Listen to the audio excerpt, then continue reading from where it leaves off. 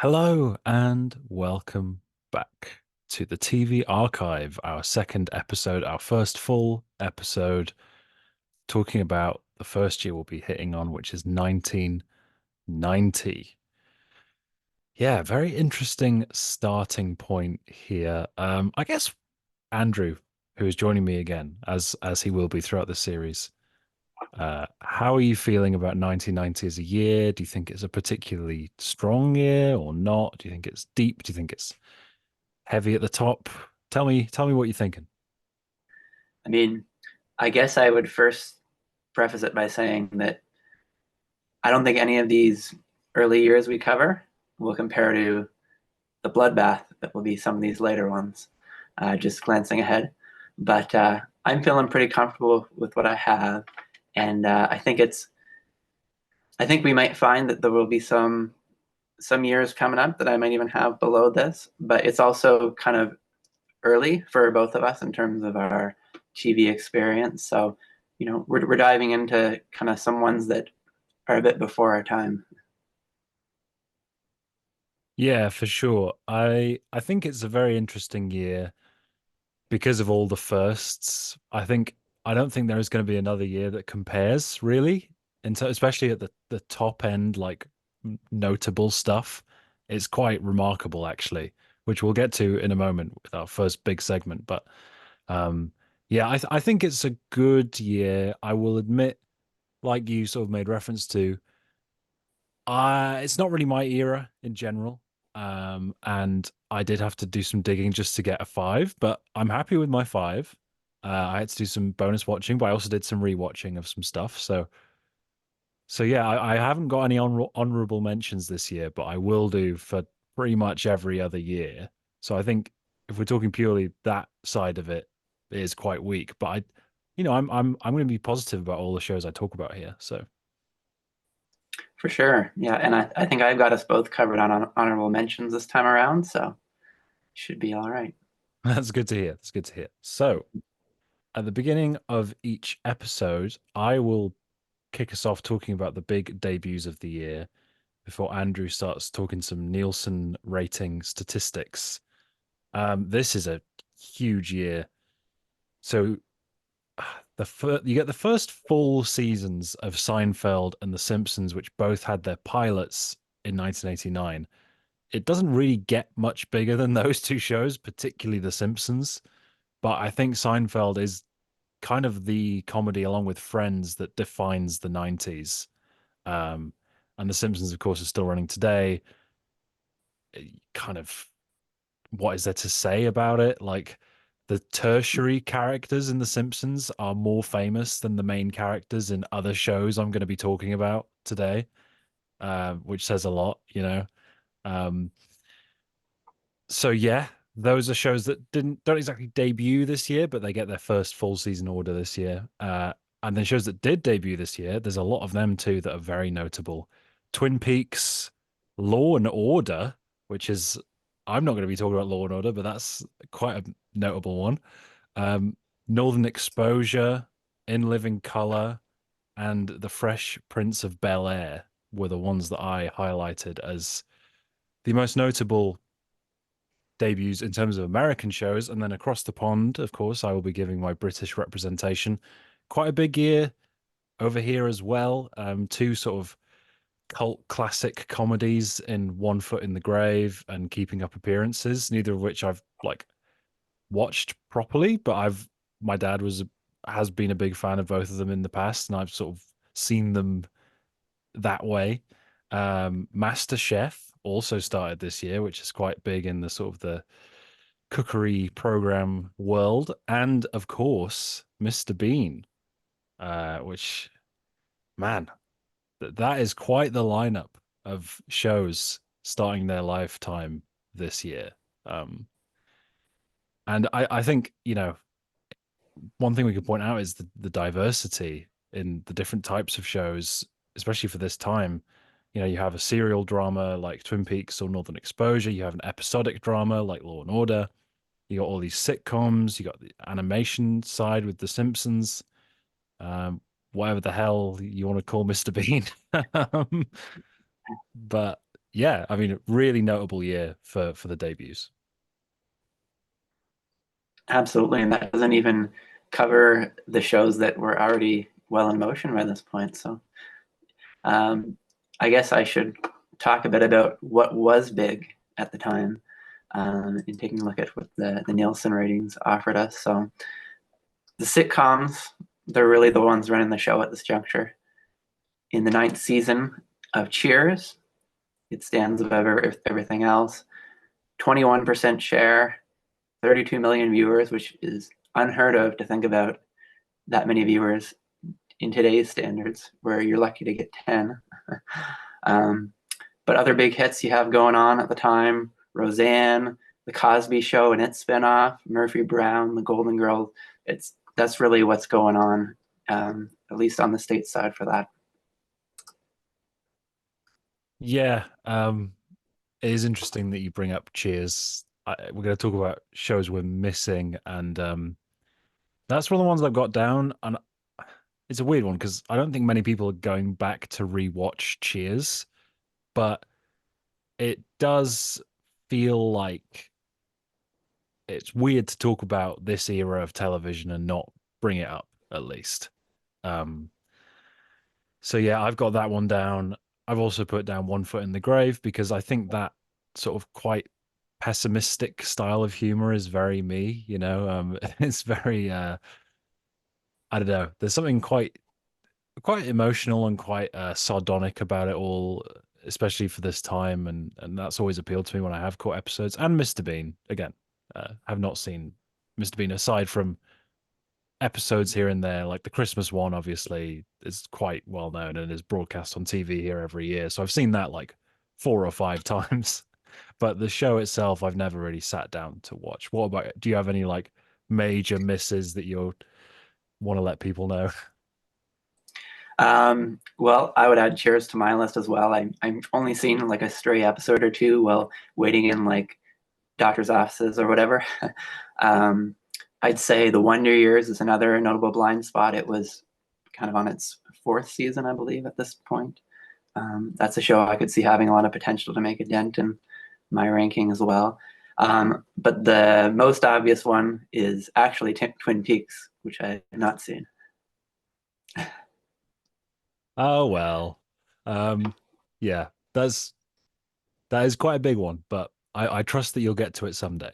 Um, and I just added this. I thought about it even for this day, but Yeah, then I I mean, saw the episode count. I'd have to do season one and season two, and you know, yeah, exactly. That's the problem. Is if this is not to get into a Twin Peaks tangent, but I think the original what David Lynch wanted to do was to do 8 episodes in season one and 9 episodes in season two, but it was so popular that the network kept it going for 22 episodes. So season two is a bit more of an unruly beast than season one, which is tight and really great. And season two, I think, actually has higher highs than season one, but yeah, you can tell that it was meddled with, and maybe it was a bit too early to sort of exist a show like that. You know what I mean? Or that sort of auteur television, which we're really not going to get until the late 90s with HBO shows. So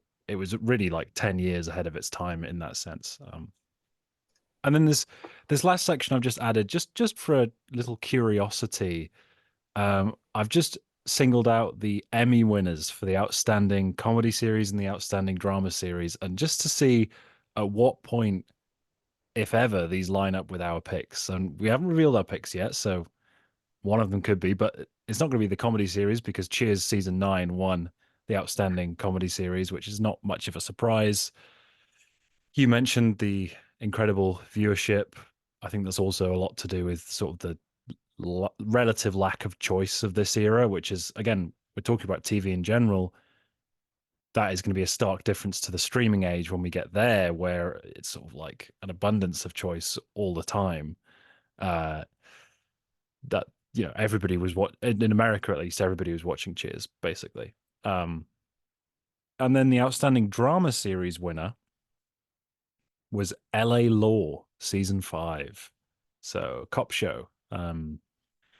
another show I've not seen. So 1990 is not the year for me to line up with the Emmys. So yeah. Now we're gonna list our 5 through 2. Andrew, how about you go first with your number 5? All right, so this fifth spot was the toughest for me, as I did have, a handful of options that I will discuss as honorable mentions. But ultimately, I'm going to go with the Fresh Prince of Bel-Air season 1. And like a lot of shows' first seasons at the time, I do think it's figuring out what it is at the start, but it quickly captures that witty, more 90s sensibility. Probably no spot parts thanks to Will Smith and his like lively, kind of loose lead performance. Goes without saying, a top tier theme song, no doubt about that. This season includes maybe one of my favorite episodes of the series with the pool hall hustle. So if you want a primer for getting used to Fresh Prince of Bel-Air, maybe check out Banks Shot is the name of the episode. Nice, nice. I have my episode average scores accompanied with my shows. So I'm just going to include that again. I've mentioned this before, but I don't think this makes like the perfect score for a season of TV because sometimes a show can be more or less than the sum of its parts. But just gives you a general idea of where I'm at because you know my bottom score for my number 5 here is going to be lower than it is going to be for my number 5 later on, but it's still a positive score. With all that out of the way, my number 5 is Seinfeld season 1. So we're both starting off with the new shows here. In fact, all 5 of my shows are shows that debuted this year. That's interesting. And Seinfeld scores a 7.0 out of 10. I think generally it's not aged as well as what comes later. Like you said, very much still finding its footing, as are a lot of these shows that were starting off. The first episode in particular, not good. The characterization's really off. And that multi-camera setup with the one film camera and the really bad digital cameras. It looks, watching it on Netflix today, it's like so bad. But yeah. There are some good episodes though in season 1. My favorite's probably Mail and Bonding, which is the one episode that feels like a sign of things to come, with Jerry trying to break up with his friend he doesn't have anything in common with. It's sort of like a darkly relatable premise in a way, but obviously, as always with Seinfeld, they take these relatable premises and the characters do the most immoral thing possible in that situation. And that has a great guest appearance from Kevin Dunn as well, who would go on to play the police chief in True Detective season 1. Good character actor. But yeah, it's a good first season. It's only 5 episodes. The first episode is the only one that I think is like subpar. The rest of them are like good. Mail and Bonding's pretty strong. But definitely not as good as what's to come for me. Yeah, when I rewatched that show, I was pleasantly surprised by how much I enjoyed that first season because it tends to have a fairly poor reputation, but um, it's not as wacky as it eventually, the show eventually, of course, it takes. But I don't know. I think it still has the dynamics of the characters. They develop pretty quickly, and just good writing. I thought about including Seinfeld season 1, but I think it was just the lack of episodes that ended up holding it out. So I guess that's a little tease for, I'm going to have a different 4 coming up for my list. So my 4th spot is Tales from the Crypt, the 2nd season. And it jumped from 6 episodes in its first to 18 here, more than any other season it would have. And this show is based on the EC comic books of the 50s, which were typically gruesome stories centered around crime or horror, almost always with somebody getting their comeuppance. And being an anthology show, there's going to be hits and misses. I think this season was more consistent than the show would later be. And it also has a handful of really strong episodes. So somebody interested in the show, I'd recommend checking out Cutting Cards, about 2 gamblers who will stop at nothing to beat each other. and Television Terror, which is basically the haunted house documentary gone wrong before you had like the found footage genre appearing in film. So if that's like that horror kind of anthology style is something that you might be interested in, here's a good one for the early 90s, Tales from the Crypt. Yeah, I might have to check out those two episodes. I do like anthology TV. I'm just more in tune with the modern stuff, you know, your Black Mirror, your Inside Number Nine, that kind of thing. But I do need to check out some of the more like obviously, like you mentioned in the previous episode, those Twilight Zone, Alfred Hitchcock Presents, but also this sort of like 80s, 90s era of them as well. My number four is another season one, as mentioned. These are all shows that started this year, and it is The Simpsons season one. 7.1 out of 10, so very close with Seinfeld. But there's more episodes here, so the average, again, this is why I don't always use the average as like a be all and end all. But similarly to Seinfeld, it is a bit rough around the edges and still figuring out its own identity. But I think what sets it apart is that it has a really unique vibe and emotionality that sets it apart from other seasons. In fact, I think a show like BoJack Horseman, which is one of my favorite TV shows of all time, which we're going to get to way later in this series, I think that show has borrowed a lot from The Simpsons, and particularly the first season. Um, BoJack, of course, goes darker with it, but an episode like Homer's Odyssey is so dark, like is you know pretty brutal at times. Moaning Lisa as well. But there's a real nice relatability to it, and you know I think some people are of the opinion that The Simpsons isn't as good once the Simpsons family are like celebrities, you know, which it does get to that point pretty quickly. Um, but yeah, there's a real nice vibe to this season. I do think Moaning Lisa is my favorite episode, but there's no like amazing standouts. It's just like a pretty solid watch all the way through. And yeah, I would revisit it. I don't think there are any episodes that I thought were bad, but again, there are no episodes that I thought were amazing either. I think it's a solid collection of episodes of yeah, nice, emotional, deep, uh, almost like a family drama at times. It's really interesting to see the roots of the show, even if I do think what comes later is better.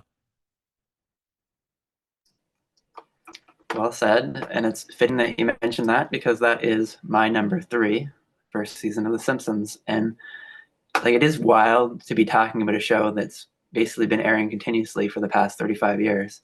And we've now reached the point where you go like 5 seasons in, probably over half the world still wasn't born until after that now. So I don't know. It started first with like the animated shorts on the Tracy Ullman show, but this season was where it's like its own property started and took the world really by storm. It was huge.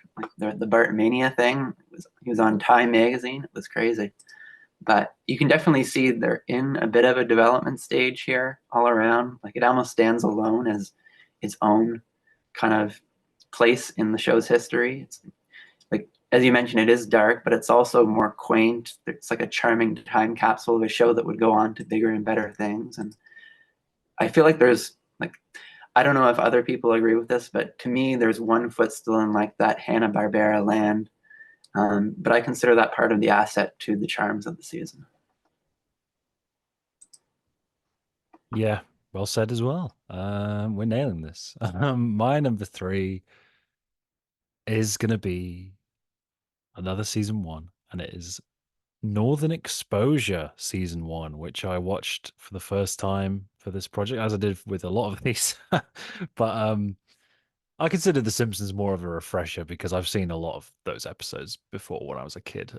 But yeah, Northern Exposure, a bit of a cult classic that has not lived on in the minds of many because of its lack of presence on streaming services. It's become quite a well-known thing. There's a character in the show who's a radio DJ. So there's always in every episode there's like five or six, sometimes more, copyrighted songs played in the episodes. And so when it comes to getting the show on streaming, it's not like so popular that they have to pay whatever it takes.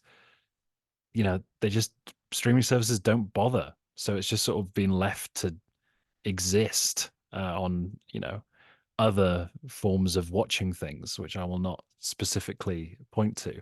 But it's you said the word quaint, and I think that's the best way to describe Northern Exposure. By the way, this has a 7.4 out of 10 on my scale. It is very quaint. It's very just cozy and warm. The premise is that a New York doctor gets assigned to Alaska, and he encounters all different types of weird and wonderful characters. In a lot of ways, it does mirror Twin Peaks. We was mentioning how Seinfeld and Simpsons mirror each other in a lot of ways. So do Northern Exposure and Twin Peaks. I don't think it's always great. There are a couple of storylines that are not that good. There's a quite uncomfortable relationship between a 60-year-old man and an 18-year-old girl, and it's you know, it's like supposed to be weird, but I need to watch more of it to see what they do with it. You know what I mean? Like there's only 8 episodes in the first season, so I'm giving it the benefit of the doubt. And it seems a lot of people online have come to the conclusion that it isn't actually as creepy as it seems, but I'll I'll reserve judgment on that front for now. That big glaring obvious thing aside, I think it's a pretty good comfort show. There's a lot of zany goings on. It has quite a light tone. The location gives it quite a warm feeling. And in terms of like on-screen chemistry, you're not going to get much better than Rob Morrow and Janine Turner in this show. They're both just electric together. I'm not usually that into a will they, won't they storyline, but when the chemistry is this good, I'm here for it. And Barry Corbin is a scene stealer too. I think the big thing for this show that carried it up was the season finale. It's brilliant. It's easily the best episode. It has a really good atmosphere. It's called Aurora Borealis, a fairy tale for little people or big people. Fairy tale for big people. That's what it's called. Yeah, it's quite a long-winded name, but it's set during the Northern Lights, obviously, and all the soundtrack choices, similar to An American Werewolf in London, are songs with the word moon in the title. So they get to be pretty creative with that, and it's just a really nice, warm show, and especially that finale was so good that I'm left intrigued to check out season 2, which I will be doing for 1991. So see if it lands there. But much like a lot of these other first seasons, I imagine the best is still yet to come. But unlike Seinfeld and The Simpsons, I don't know for sure yet. So stay tuned. We might hear more from Northern Exposure later. Well, I'll be curious to hear what your thoughts on those are. There's a show I only know by name. I know virtually nothing else about it. So yeah, that'll be interesting to see how that journey takes you as we move forward in the years. And I feel like with my number 2, this may be the only time we have this, a British show that I have seen that you haven't, because my number 2 is Mr. Bean. And this, to me, was one of the trickiest to make sense of here, because technically it ran for 6 years, but usually only a couple annually. And every resource I could find seems to essentially count it as all one run. So I'm including it as one great big season here that started in 1990 and over the years trickled out 15 episodes. And I mean, every episode has like its memorable set piece or 3, classic slapstick situations revolving around mundane life tasks. My personal favorite Bean shenanigans include the exam that's memed on a lot, the swimming pool, of course, the Christmas dinner. So, I mean, it's a very unique show for what it is. I can't think of any US sitcoms that quite had that kind of tone to it. And I'm a big fan of Rowan Atkinson's work in this show as well. He's a very, very memorable character. So it doesn't make the top place, but definitely well deserves its second spot there. I don't want to ruin your number 1, but I think my number 2 is your number 1. 7.9 out of 10 is The Simpsons season 2. Of course, two Simpsons seasons being counted this year. I can't remember if we established this in the first episode or not, but we're counting shows for the year that they started, unless we have something like the pilot of a show being in one year and the rest of the show being the next year. Just for a sense of consistency. And the Simpsons season two started pretty quickly after season one ended. There's more episodes this season, and yeah, it's just a lot more well defined. The tonal balance, I think, is a lot better here. It's funnier, but it still has that warm heart that early Simpsons does have. And occasionally later episodes will have it as well, but it's not as common, I would say. The supporting cast are fleshed out a lot better, especially Mr. Burns, who is one of my favorite Simpsons characters. He gets a lot of screen time this season, which was an easy win for me. There's just a lot of great episodes, and this is where you get your first like classic Simpsons episodes. To me, you have the obvious standouts like Lisa's Substitute and One Fish, Two Fish, Blowfish, Bluefish. But also a couple of personal favorites for me, like gets hit by a car and Simpson and Delilah. Um, I again, I think there are better seasons to come, including the next season. Um, we'll see where that lands for me in 1991. But I think this is a really good baseline for the golden age of The Simpsons to sort of build upon, because it is really the first truly great season of the show. As much as I did enjoy watching the first season, um, and as much as the best is still yet to come, I think this is a real joy to revisit. You know, lots of great jokes and characters. It's just my I know everyone has the different preference for Simpsons. Some people prefer the more warm and fuzzy side, and some people prefer the later, more surreal, zany side. Um, I don't know if I have like a definite preference, but I know that my favorite, very, very favorite episodes are more in the season five, six, seven, eight realm, personally. But season two is still great. So it's my number two. So as I may have alluded to, no honorable mentions on my end. However, Andrew is going to reel off a few that just missed his list. I will have honorable mentions in the future, I promise, just not this year. Yeah, so I have four, I guess I want to mention. Sitcoms were big in general, and they make up a lot of my watches over the years from this time period too. So, ones that missed the cut, just missing Seinfeld season one, as Tom was speaking about. To me, it's an underrated start that mostly misses out just because it's so short. I have the sixth season of Growing Pains, which is just a show I had a soft spot for growing up.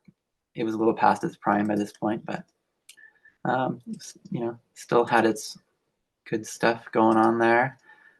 Coach season three, like never one of my favorite shows, but always pretty decent sitcom centered on like this college football coach played by Craig T. Nelson. And then also figure I might as well give a shout out to Full House season four. Very cheesy family sitcom, but this was probably the closest it got to, like at its best. And those are my honorable mentions. So All it's right. your number one. Yep. So I don't think this is a huge secret that I'm a Simpsons fan, and the second season tops the list for me. You should probably get used to this being a trend for a while, as The Simpsons in the 90s is quite a killer. Um, this one ups the episode count from the first. Animation quality is kind of more within kind of the realm of what you expect from the show. Ups the ante on the humor. I feel like they've refined the characterizations from the first more. And I think it's probably also a little underrated within the fandom, as a lot of people don't really consider it part of the golden age or as like a fringe one. But to me, well, it's more grounded than where the show would go. It's pretty consistent, high quality show already. Actually hits a really nice sweet spot between like the more traditional sitcom style and little touch of zaniness that you get in things like, the classic gorge jumping scene. That's, to me, that's the first moment in the show that's like iconic, like truly iconic, and it really has its impact on pop culture. Yeah, it's a pretty great season of TV. So we've got our little. No, actually, my number one first. What am I doing? I'm not even letting myself say what my number one is. But we all know what it is. It's Twin Peaks season one, scoring an 8.6 out of 10 on the average episode score. It'll be interesting to see how long it takes for another season to overtake that. I think it might be a while. We'll see. Um, the next one I know for sure is 1999. So I imagine something will come up that pips it, but that's something to keep your eye out for. For me, there's a big gulf between number two and number one this year. I do really like Simpsons season two, but this was the only show I ever really considered that was going to be number one. I just rewatched it in the build up to this. It was the last thing I watched was my rewatch of Twin Peaks, and yeah, it's atmospheric, it's surreal, it's a genuinely compelling and twisty mystery. It's simultaneously incredibly ahead of its time, with its sort of like I said, cinematic auteur television approach. But it's also incredibly of its time with how it parodies soap operas of the time and sort of like very melodramatic way it presents itself at times.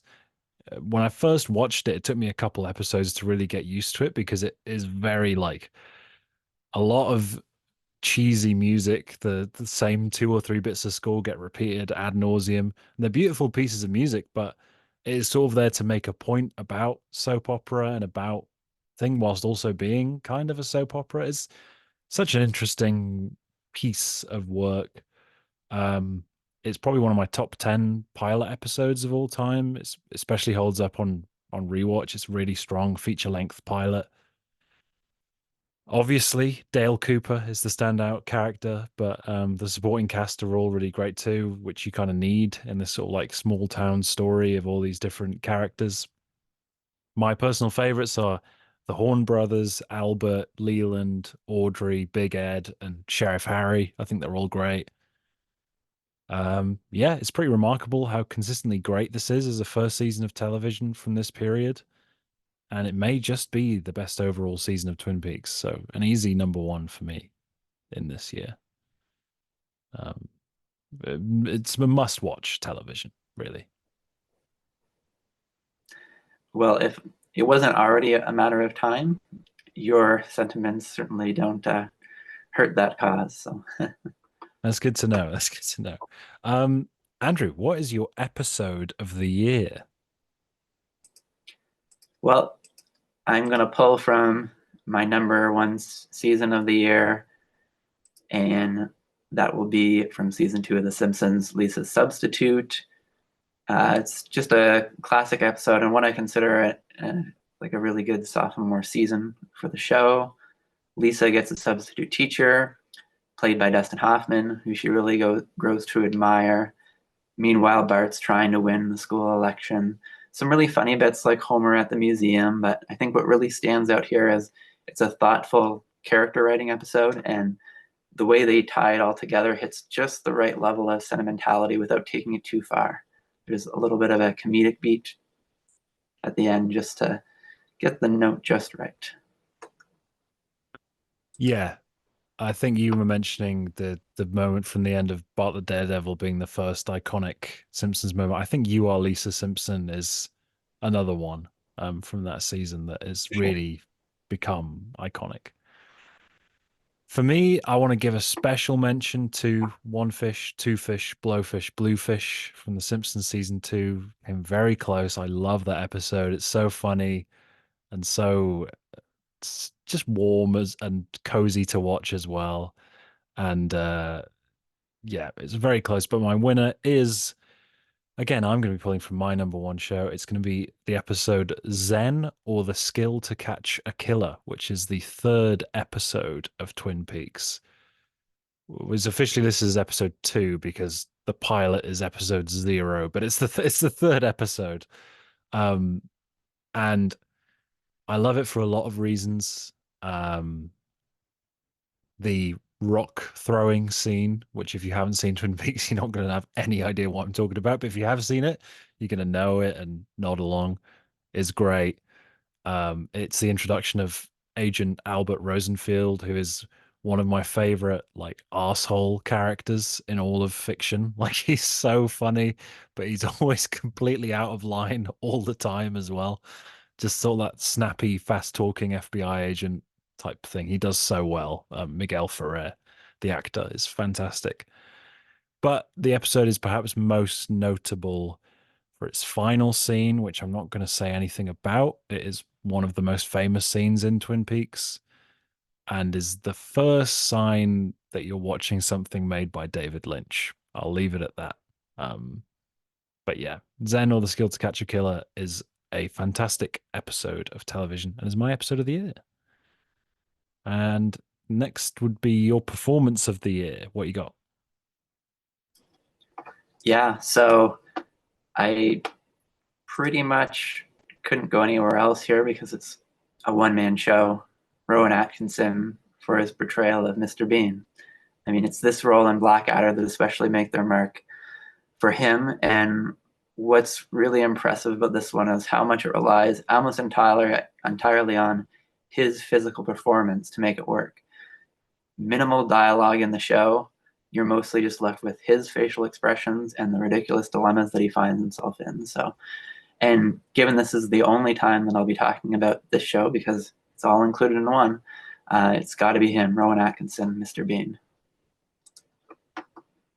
And I'm going to make it 3 for 3 for Twin Peaks. Carl McLaughlin as Dale Cooper, one of my favorite protagonists in television. The character itself is really just a genius character on paper as well. You know, between his warm heart combined with his quick wit, his open-mindedness. Um, it's just he is the purest character ever, and I love him. But Carl McLaughlin's performance had to be stellar for it to be able to be sold, and it was. And after, he was in Dune, he was in Blue Velvet in the lead roles in both of those films, and he isn't really he isn't really peak Carl McLaughlin in either of those. And I feel like it's almost as if David Lynch wrote this role specifically for him to really let him show his personality off. And he really does. It is just an infectious role. Every time he's on screen, it is a joy. Um, there's so many famous lines he has in this season. And yeah, that's another thing about Twin Peaks. It's very funny as well as being sometimes horrifying, sometimes intriguing, sometimes dramatic, sometimes quite silly. It's quite funny as well, and at times some of the dialogue is really great. So yeah, I can't imagine anyone else other than Carl McLaughlin in that lead role. So it was an easy win for me. Very nice. Yeah, for the longest time, I mainly knew him as the villain in the live action Flintstones film. So I have to imagine that he'll be up in the ante from that film. I would hope so. I would hope so. Um, so just before we end, let's look ahead a little bit to 1991. How are you feeling about the next year? Do you think it's going to be an upgrade on this year or not? What are your thoughts before we sort of dive headfirst into that deep dive? I'm expecting to be maybe comparable. There's definitely going to be, I don't know for sure, but I'm expecting there's going to be some repeat appearances of shows that we've already discussed. But I also think we might be pleasantly surprised to see a little bit of a shakeup too on the horizon. I'll have roughly the same amount of options to work with, probably about 10, trimming it down to 5. We'll see if anything else I want to add to the roster in the meantime. Yeah. I mean, for full disclosure, I've been doing a lot of new watching for this first year at least, and Andrew, I think you've got more of a backlog for this era. I'm playing a bit more catch up. Um, so it's quite interesting. We've got very different perspectives. So I'm coming to a lot of this very fresh and without having the history with some of these shows. But stuff like Twin Peaks and classic Simpsons, I have quite a history with already. So yeah, for me, I've drawn up a watch list. It's definitely going to be more depth for me than this year, but I'm not sure if it's gonna have anything that I like as much as Twin Peaks season one in '91. But I will have some honorable mentions, so look out for that. But yeah, as the years go on, I think there'll only be more and more shows popping up and being in contention. And like you said, I think all of these shows that I've mentioned, all four of them, are going to be coming back into the contention next year. Whether they make the list or not is going to be a different thing because there are other shows that are going to be starting up as well that I know I have either checked out or, I'm going to want to check out. So yeah, I think it's looking bright for 91. I think 92 might be the first sort of juggernaut year. Might be wrong there, but that's all my impression from having just scanned a little bit. So let us know what your favorite TV of 1990 is. If we've mentioned anything here that you've maybe not seen and want to add to your watch list, then, why not? There's plenty of TV to be watched. And, we know, both of us know what it's like to have an extensively long watch list, but also know that, it can never hurt to add something else to it. Please like the video if you enjoyed it, subscribe to be kept up to date with this series and any other kinds of videos I end up putting on the channel. Thank you very much for watching, and hopefully we'll catch you soon.